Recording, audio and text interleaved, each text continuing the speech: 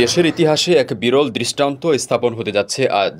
চিরবৈরিতা ভুলে এবার নতুন সম্পর্ক গড়তে যাচ্ছে দেশের বৃহৎ দুই ইসলামী রাজনৈতিক দল। জনগণের স্বার্থে এবার এক টেবিলে বসেছেন আমিরে জামাত ডক্টর শফিকুর রহমান ও চরমোনাই পীর সৈয়দ রেজাউল করিম। আজ দুপুরে তিনি চরমোনাই মাদ্রাসা পরিদর্শন করেন।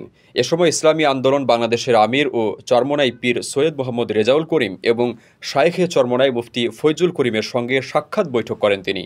এতে আরও উপস্থিত ছিলেন সৈয়দ ইসহাক মোহাম্মদ আবুল খায়ের সহ ইসলামী আন্দোলনের সিনিয়র নেতৃবৃন্দ।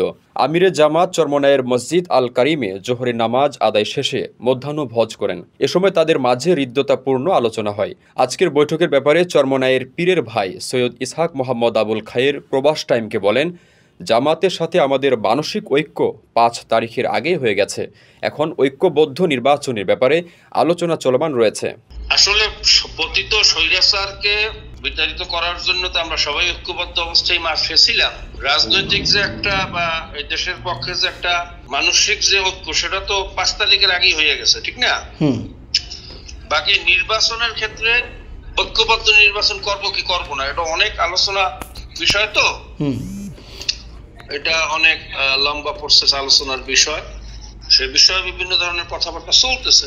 এর আগে জামাতে ইসলামের সঙ্গে অন্যান্য রাজনৈতিক দলের ঐক্য গঠনের বিষয়ে শাইখে চরমোনাই মুফতি সৈয়দ মোহাম্মদ ফৈজুল করিম মন্তব্য করেন, আমরা জামাত ইসলামের উদ্যোগের আগেই এ ধরনের ঐক্যের লক্ষ্যে কাজ শুরু করেছি।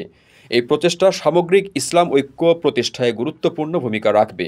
বাংলাদেশ জামাত ইসলামের আমির ডক্টর শফিকুর রহমান গত ৫ আগস্টের রাজনৈতিক পট পরিবর্তনের পর থেকে ইসলামী দলগুলোর সঙ্গে ঐক্য গড়ে তোলার লক্ষ্যে কাজ করে যাচ্ছেন।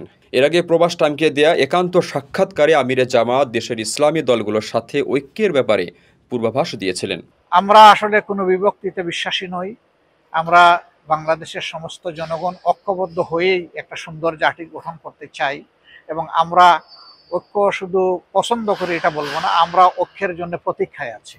আজ মঙ্গলবার বরিশাল মহানগরের কর্মী সম্মেলনে প্রধান অতিথি হিসেবে অংশগ্রহণ করবেন আমিরে জামাত। স্থানীয়দের ধারণা, কর্মী সম্মেলনে প্রায় ৫ লাখ মানুষের সমাগম হবে।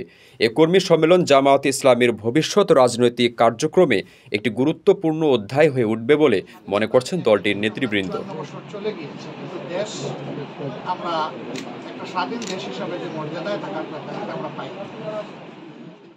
কারো কাছে স্বপ্ন পূরণ, কারো আনন্দের উপলক্ষ, আবার কারো জীবন পাল্টে দেওয়ার মুহূর্ত, কখনো জীবন বাঁচাতে সর্বোচ্চ গতিতে উড়ে চলা, কারো আবেগের শেষ মুহূর্ত, আপনজনের শেষ বিদায়ে শামিল হওয়া, এমন সব ইচ্ছে পূরণে সর্বনিম্ন ভাড়ায় দ্রুতগতির বাহন প্রবাসীর হেলিকপ্টার। আপনার প্রয়োজনে যোগাযোগ করুন আমাদের হটলাইনে।